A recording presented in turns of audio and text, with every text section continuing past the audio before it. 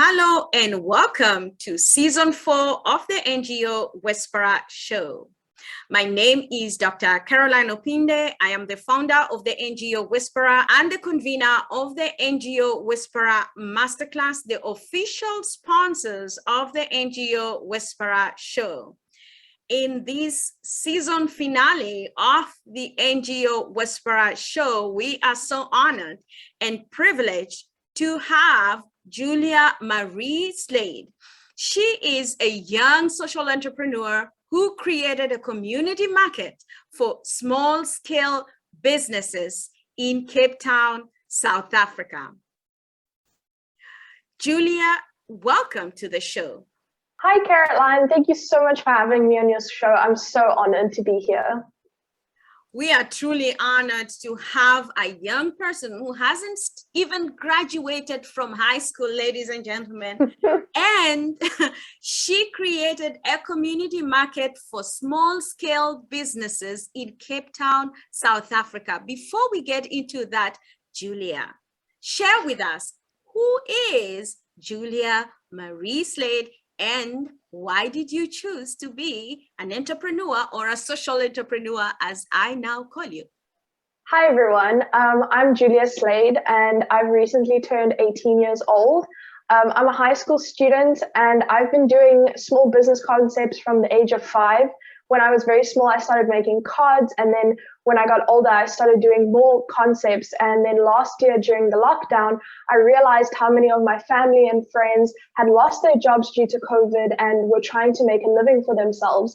So when it hit level 1, I decided that I needed to do my bit and create a platform for everyone to showcase their ideas and services. So thus I created my market, and I ran it from September to November of 2020.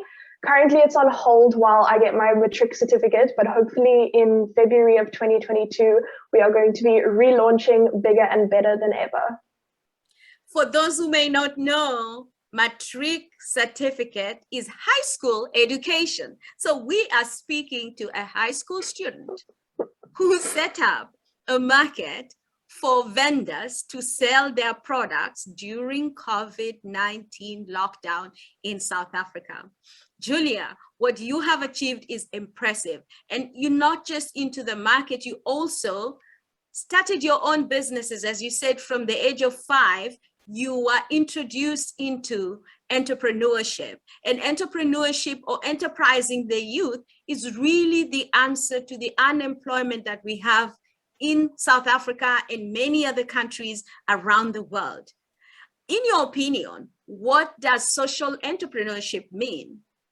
Social entrepreneurship is definitely creating something from what you have and giving opportunities to other people.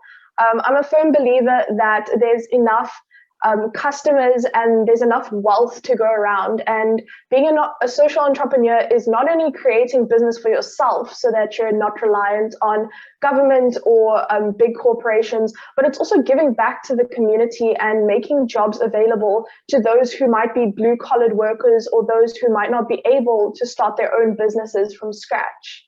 Wonderful. Now let us go into this market that you created. How did you create it? And what are people selling at that market? Firstly, I found a venue. I'm in Pinelands, Cape Town, and I found a venue that had a lot of street traffic. And I honestly, when I just started the market, I had a goal. And my goal was that I wanted to have 30 vendors, and at absolute venue capacity, I could have 50. And so I started advertising on Facebook and through all the people that I knew that were starting their businesses.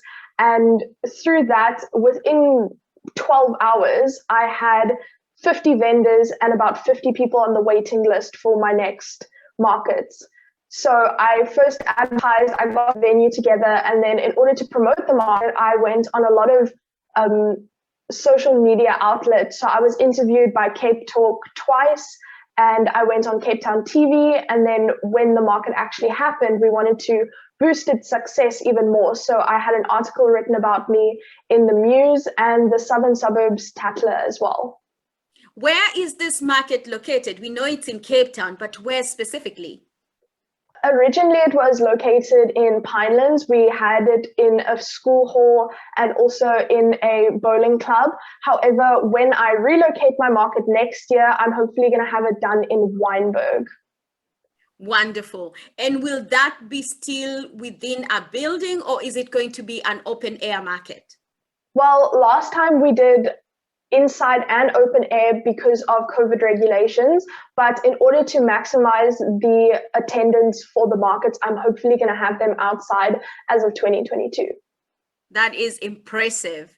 You have a market that's running. You ran it last year. Right now, you're concentrating on finishing your high school diploma. That's what people would call it in North America, or high school certificate or matric level in other countries. So what are some of the successes that you have achieved through this market, testimonials that people have given you? Share with us.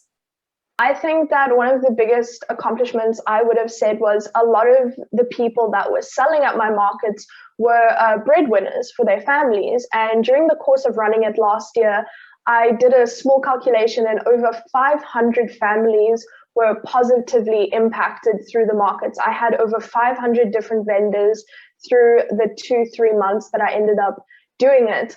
And I would also say that a lot of people that were just starting businesses got a really great footing from the markets, because social media is a very big place, and to try stand out from the crowd, it's very difficult, especially if you don't have any real life in-person customers. So for those that were like just starting out their businesses, I think it was a great opportunity for them to meet customers in person that might be skeptical to pay shipping or to purchase from a company that no one has ever heard of before. So I would say that that was one of the biggest accomplishments, I would say, was giving this platform to people, especially during a very commercialized time of year. Christmas is the time of year where people are encouraged to spend money. And how can you spend money if people have been unemployed for like 8 months? So I think it was a really great opportunity for everyone around me to create a little bit of income coming to that time of year. That is impressive. You set out to have a market for 30 vendors. You ended up with 500 vendors. And you believe 500 families. Of course, these people have families that they provide for as breadwinners or contributors in their families. And so you have impacted lives of 500 families. I mean, that is impressive, Julia. An idea that you have to bring a solution to an existing problem, and now you are impacting the lives of many others. We know COVID has impacted all our lives. You started this market during COVID-19 lockdown period. You have other businesses that you run, Julia. How has COVID impacted your entrepreneurial activities? Because I know this market is not the only business that you're running. When COVID started, one of my main sources of income through my businesses was markets. I was doing skincare at the time, and I would go to markets, church markets, flea markets, and that was the main source of income that I got from speaking to people, talking to them about the products.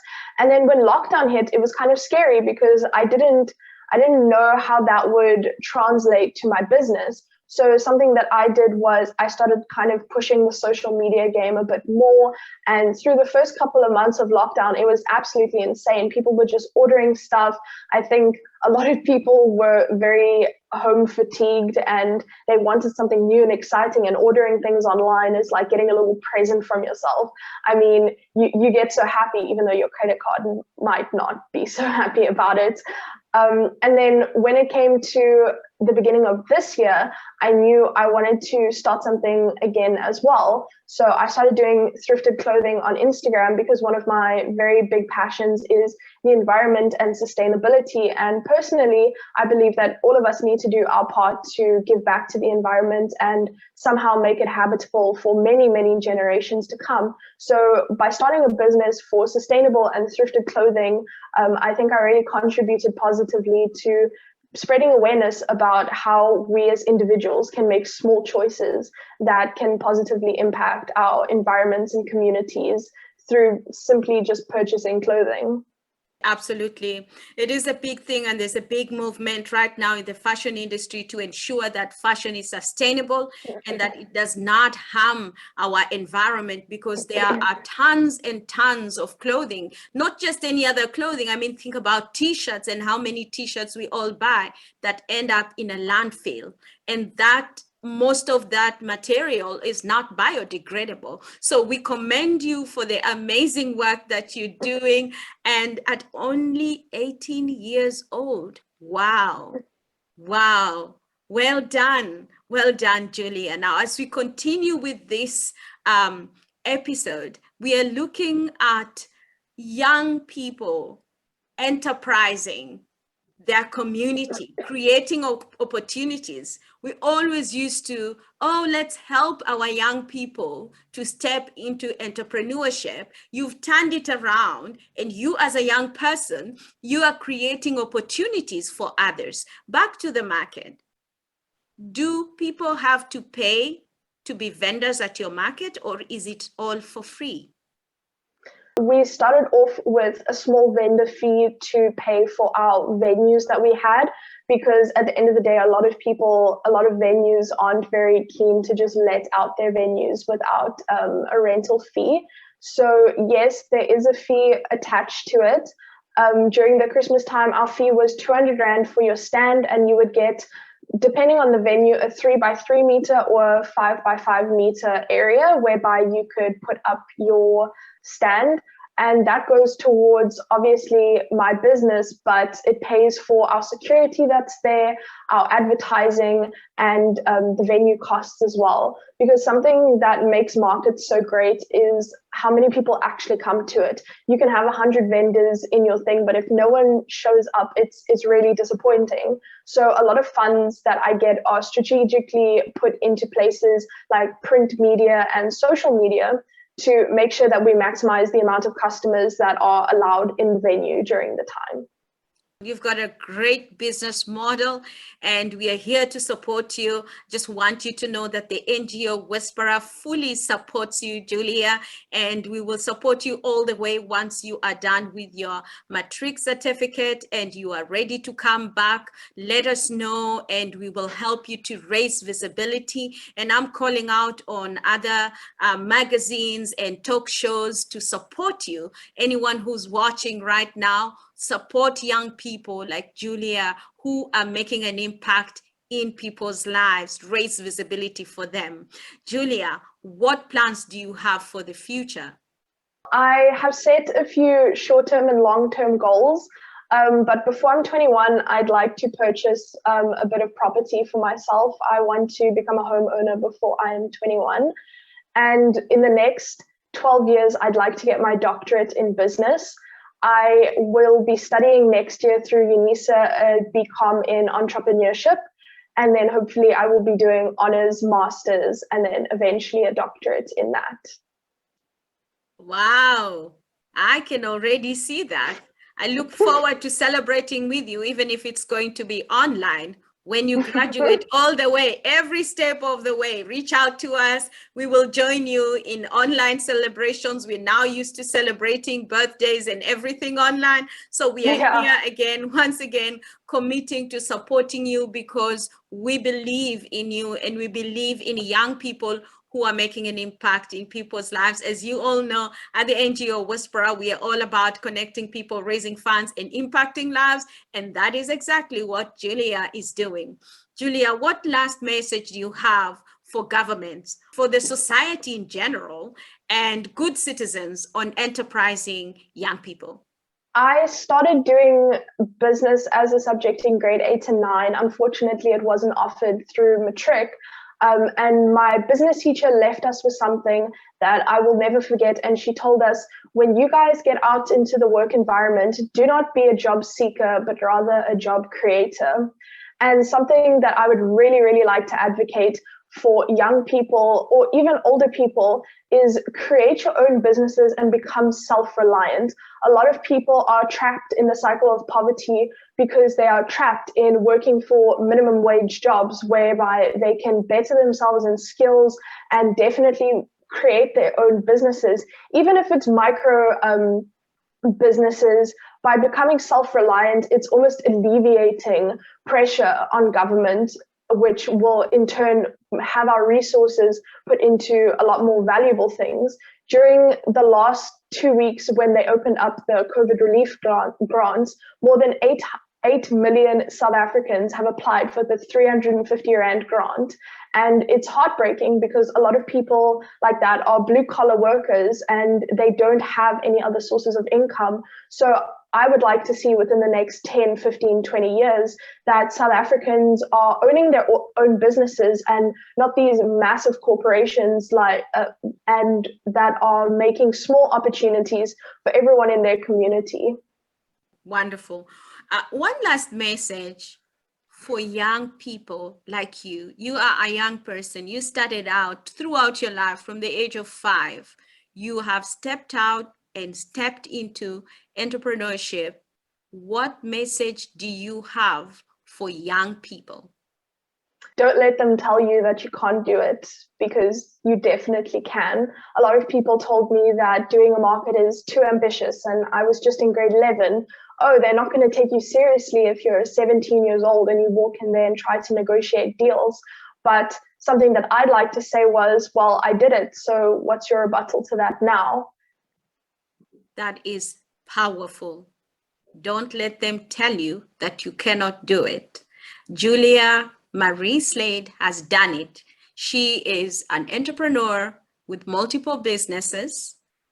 She's still in school studying, 18 years old, and has created a community market for small-scale businesses, impacting the lives of 500 families. Julia, how can people find you? If you guys would like to find me, you can find me on Facebook or Instagram. My usernames are just my full names, Julia Mari Slade, Marie with an I and not an E. And if you want to see my series that I've started on TikTok, I've started a series whereby I create habits that will help me improve my mental health during the end of high school. My username is the same, just Julia Mari Slade. And yeah. Thank you so much. We are so honored to have you today, Julia. Thank you for joining us. Thank you so much for having me. I'm really honored to have been featured. Ladies and gentlemen, thank you for joining us on this season finale of the NGO Whisperer Show. This marks the end of season 4 of the NGO Whisperer Show. We will be back with season 5 with more exciting, educational, and inspiring stories of men, women, boys, and girls who are making an impact in people's lives. We invite you to join us at the NGO Whisperer Masterclass that we are running for the second part of 2021 until December. Sign up. Go to ngowhisperer.com/masterclass and join us. Be part of the masterclasses where we are equipping nonprofits, leaders, and social entrepreneurs to make an impact in people's lives. Thank you so much for joining us. Remember to follow us on social media and subscribe to our YouTube channel. Until next time, it's all about connecting people, raising funds, and impacting lives globally.